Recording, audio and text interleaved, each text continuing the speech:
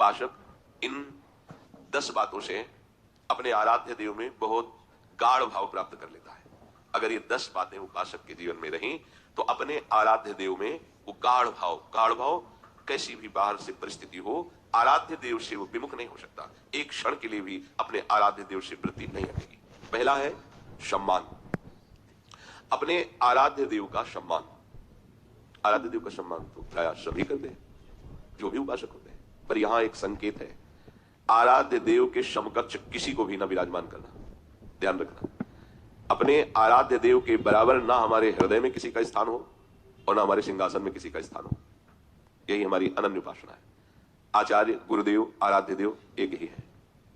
जिन आचार्य की कृपा से गुरुदेव मिले, गुरुदेव की कृपा से आचार्य प्रदत्त उपासना मंत्र मिली, उन आराध्य देव के समान किसी को नहीं समझना।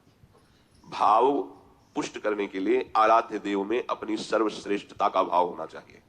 हमारे प्रिया प्रीतम से बढ़कर के कोई नहीं है। ये हृदय में बात हो और आचरण में भी बात हो आपके। जैसे कोई लोग प्रश्न करते हैं कि हम पहले से बहुत से देवी देवता और अवतार स्वरूपों की सेवा उपासना करते रहे हैं, अब आपसे जुड़ गए हैं तो हम क्या करें? समझो, पहले जो आपकी उपासना थी उसका फल मिला, आचार्य परंपरा में हमारा प्रवेश हुआ, शरणागति हुई। अब हमको धीरे धीरे अपनी मनोवृत्ति अपने आराध्य देव में समर्पित कर देना है। हमारी श्री जी के समीप लालजू विराजमान है, लालजू श्री जी की सेवा में नित्य विराजमान सहचरी आचार्य और गुरुदेव, बस इसके सिवा नहीं। आचार्य गुरुदेव ने जो नाम दिया है, जो रूप दिया है, वही हमारे उपास्य देव, बस ये हमारी आराधना का फल हुआ। आप लोग सोच सकते हैं कि आपको हमेशा कह रहे हैं, पर नहीं, हमारे जीवन में भी था। जब हम 4-5 में ही पढ़ते थे तो 10-20 चालीसा पढ़ते होंगे, हनुमान चालीसा, हनुमान बाण, शिव चालीसा, दुर्गा चालीसा, ये इतनी चालीसा लेके सुबह नहा धो के मंदिर था, वहां बैठा घंटा 1.5 घंटा चालीसा ऐसे पढ़ते।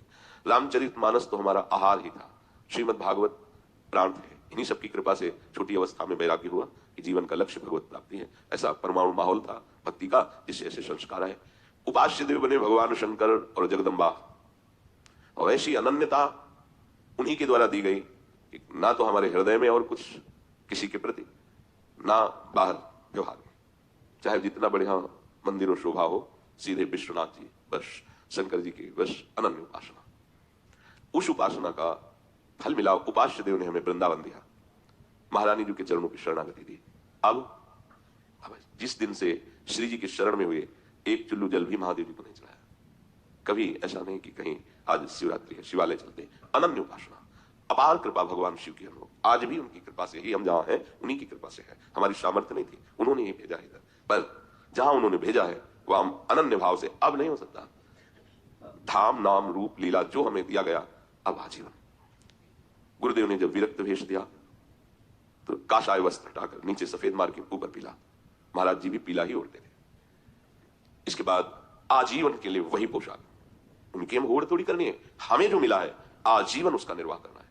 महापुरुष जन क्या करते हैं ये हमें नहीं देखना, वो क्या कहा है, कैसे चलना है, हमें वैसे चलना है।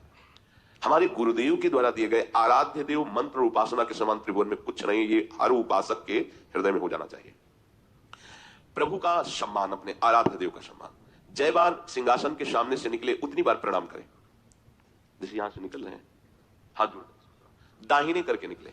उधर जाना है तो इधर से नहीं जाना है, बाएं करके नहीं जाना है, उधर से आना है, इधर से सामने से प्रणाम करते हुए जाना है, अपने आराध्य देव को दाहिने करके। जय बार आराध्य देव के सामने, आराध्य देव गुरु एवं कोई महापुरुष, उनके सामने जय बार प्रणाम मुद्रा। आराध्य देव, गुरुदेव और भगवत प्रेमी महात्मा ये समान ही है। कोई भी संत महात्मा ऐसे महापुरुष हैं, गुरुदेव हैं, पधारे, खड़े हो जाना चाहिए। ये सम्मान है उनका, इससे आपका भाव बढ़ेगा, आपकी प्राण शक्ति प्रबल होगी, सूक्ष्म होंगे प्राण। अगर कोई महापुरुष आया है, गुरुदेव आया, आप खड़े नहीं होते, आपके सुकृत नष्ट हो जाएंगे। आप खड़े नहीं हुए, आपकी प्राण शक्ति कमजोर हो जाएगी। इस महापुरुषों के द्वारा शोध किया गया, खड़े हो जाने से हमारे अंदर प्राण शक्ति भजन के लायक बलवान बनेगी, सूक्ष्म बनेगी, और हमारे हृदय में आराध्य देव के प्रति भाव आएगा। तो अपनी कुटिया में ही एक ही कमरा है, उसी में चरणों में सोते हैं, बार बार जब हमारी दृष्टि जाए वहां से निकले, उठना बैठना, और व्यवहार भी ऐसा ही करो जैसे साक्षात गुरुदेव के सामने किया जाता है, साक्षात आराध्य देव के सामने किया जाता है। हंसी मजाक उद्दंडता, क्या गुरुदेव बैठे हो तो आप ऐसा कर सकते हो क्या? नहीं। तो उनकी छवि को क्या आप गुरुदेव नहीं मानते क्या? अगर मानते हो तो मर्यादा वहां रखो, उसी मर्यादा, साक्षात प्रियालाल बैठे।